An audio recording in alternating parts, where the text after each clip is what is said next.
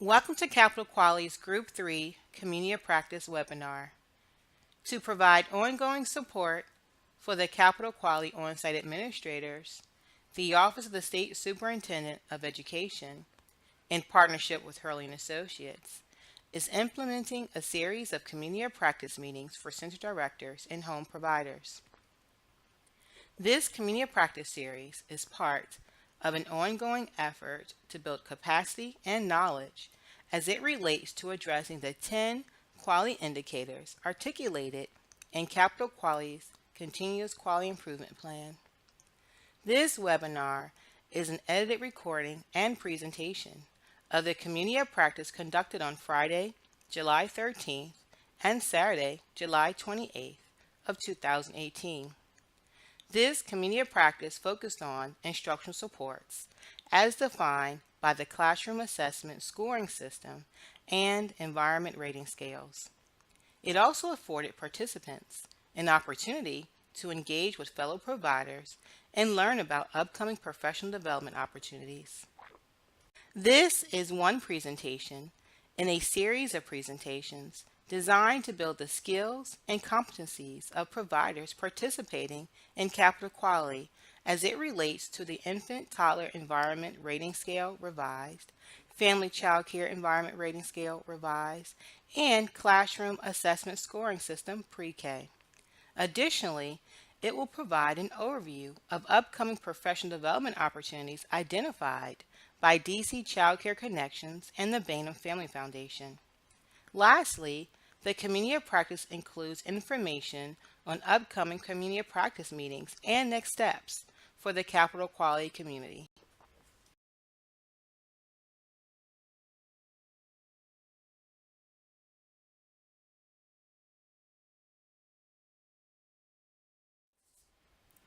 During June's meeting, we discussed concept development, the first of the three-part series on instructional supports, as defined by the ERS and class.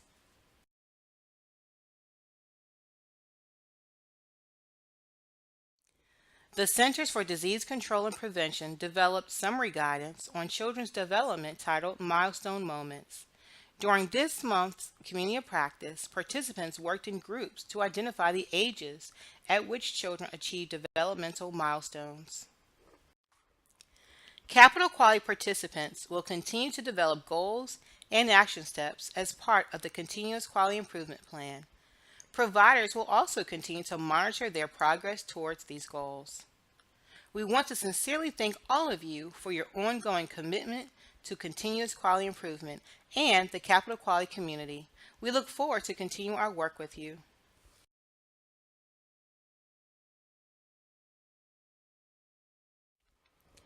According to the class Pre-K manual, quality feedback assesses the degree to which the teacher provides feedback that expands learning and understanding and encourages continued participation.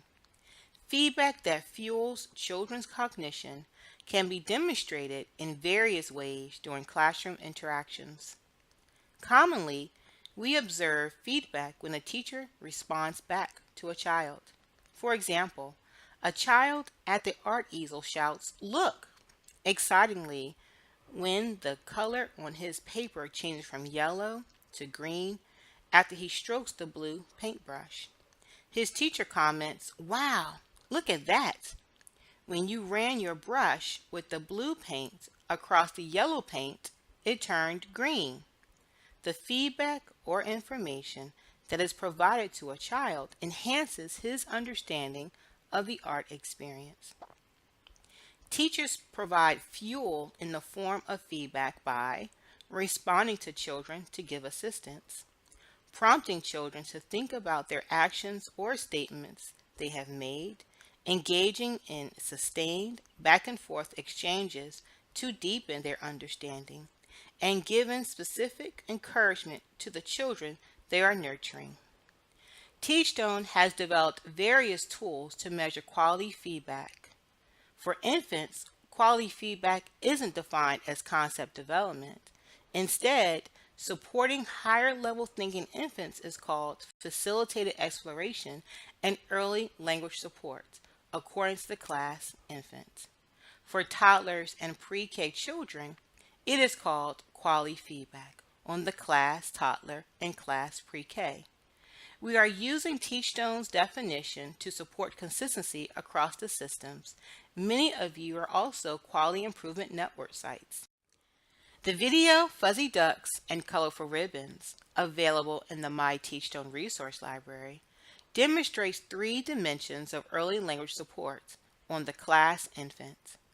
The 3 dimensions of early language support are teacher talk, communication support, and communication extension. Watch the video and find examples of teacher talk, communication support, and communication extension.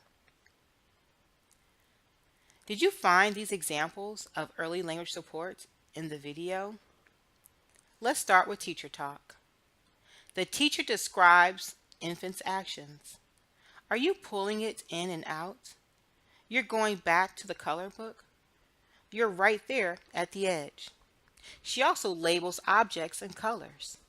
Duck, dog, bunny, blue fish, chick, green fog, green square, red, yellow, ribbons, and uses complete descriptive sentences.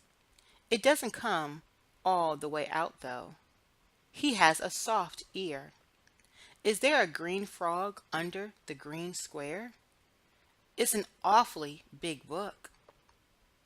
Examples of communication support includes the teacher encourages infants to verbalize by initiating sounds chirp, chirp, chirp, quack, quack, quack, and repeating infant sounds ah. She also encourages them to speak by asking them questions. Do you want another book? What would you like to do? What's on the back? Are those fish, Ronan? Do you want to read this one? Examples of communication extension include the teacher provides words for infants' communication. All done. Are we all done with the book? Oh, you want ribbons. I think you're getting tired. And models turn taking with infants. Now, let's look at quality feedback as it relates to a toddler classroom. The video encouraging a child to build a block tower, available in the My Teachstone Resource Library, demonstrates quality feedback on the class toddler. Watch the video and consider the following questions. How does a teacher prompt the child's thought processes? Motivate the child to persist? Engage in a back and forth exchange with the child. Motivate the child to keep trying to build the tower higher, verbally and non-verbally. And what are some ways you can prompt thought processes when working with your children? In addition to example videos, Teachstone has other resources, including a guided reflection form used before, during, and after classroom observations to support teacher development. It can be used as a self-reflection tool, or it can be completed as a director-coach guided reflection tool. This form can also be modified to meet the needs of your staff. The video, More and Less, available on the My Teachstone Resource Library, demonstrates quality feedback on the class pre-K. Using the guided reflection form, complete it as if you were the observer in the video teacher's classroom. Identify strengths and areas for growth or suggested growth. Look for scaffolding, feedback loops, prompting thought processes, providing information, and encouragement and affirmation. Did you find these examples in the video? How about scaffolding? The teacher provides hints to help children figure out how many chairs will be needed for 5 guests. 4 chairs for 5 people. Make sure you count so you can keep track of how many chairs you got. How many people are standing up, Jewel? Examples of feedback loops. The teacher and the children engage in back and forth exchanges about what will happen to the cookies as guests continue to arrive. Why Kaylee thinks Grandma will be coming to the house whether a billion people could be coming to the house, and how many chairs will be needed for 5 guests. As a result of the teacher's persistence, the children deepen their understanding of more and less. A child says, "Dang," when he sees that 5 children cannot sit in 4 chairs. Prompting thought processes. The teacher asks children to explain their thinking. Why do you think grandma's going to stop by? And think further about their responses and actions. And you think these 4 chairs are enough for 5 people? How many is that? What about providing information? The teacher responds to the children's comments and actions by providing information that clarifies and expands on concepts. For example, when a child says, "That's a lot of people," the teacher expands on this comment saying, "That's lots more people." And when Jules says she doesn't agree with Kennedy about how many chairs are needed, the teacher clarifies, 5 people are coming. She also provides encouragement and affirmation. The teacher recognizes children's efforts. She points at Kaylee and smiles as she reads, "It was Grandma," validating the child's accurate prediction, and says Kennedy was right. We needed 5 chairs at the end of the chair experiment. Did we accomplish everything? Did we provide an opportunity to discuss promising practices? Did we provide an overview of instructional supports across the ages? Did we provide an overview of how My Teachstone can support instructional supports?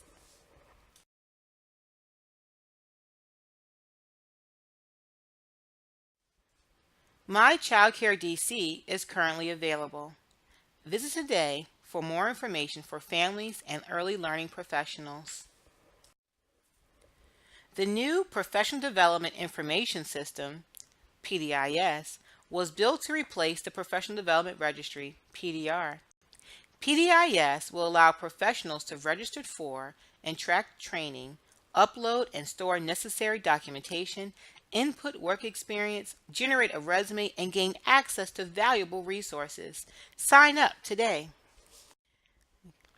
DC Childcare Connections publishes current professional development opportunities within PDIS. Please share upcoming October 2018 college fair information with early childhood staff. Spotlight on professional development. View these upcoming professional development opportunities and others via the PDIS. Early Childhood Share DC is an online sharing platform for providers. Over 1,000 classroom and administrative resources plus vendor discounts are available on the site. To access the site, visit ecsharedc.org. Establish a profile, and a team member from EC Share DC will contact you to complete registration. You must have your center or home licenses on hand to register.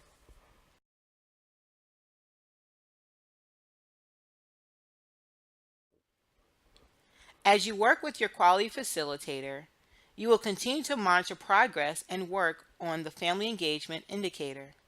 The next Community of Practice meeting for Group 3 providers will be held on Friday, August 10th and Saturday, August 25th from 10 a.m. to 12 p.m.